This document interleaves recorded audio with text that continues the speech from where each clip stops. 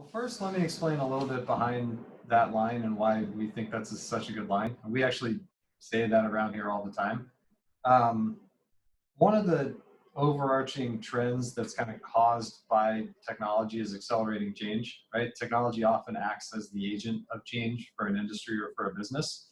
And as the means of producing new technology have been democratized and kind of reach every corner of the world, and as the cost of building something with technology goes down further and further and further, there's been this explosion of innovation that's running into every geography and every industry, which is why we see the moment in the sun for particular companies getting shorter and shorter and shorter.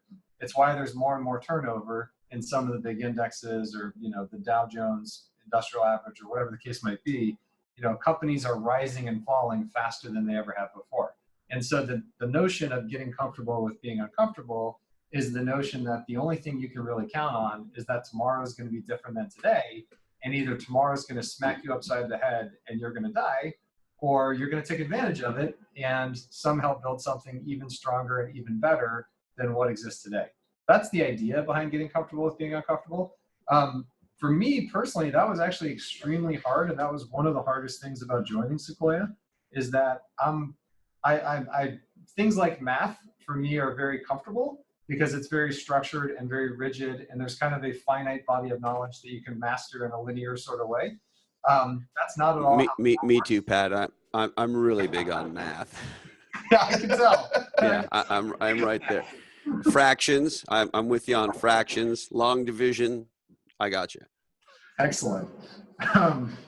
But for me, that was always really comfortable. And then I got to Sequoia, and nothing is constant from one day to the next. Nothing is structured. Nothing is linear. Everything is always changing. And so in my first few years here, I didn't know it at the time. I only knew it in retrospect. But I was at one point on the verge of getting fired. And fortunately, one of our partners said, "No way, over my dead body. We got to keep this guy."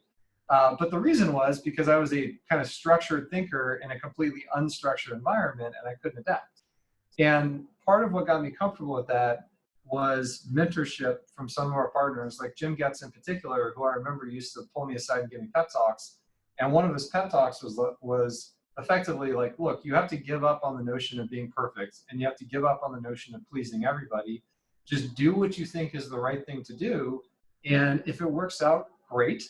If it doesn't, try something different next time. And I know that kind of sounds like a simple or trivial thing, but for me, that notion of like, give up on the idea of being perfect, make the best decision you can, act on it, and move on.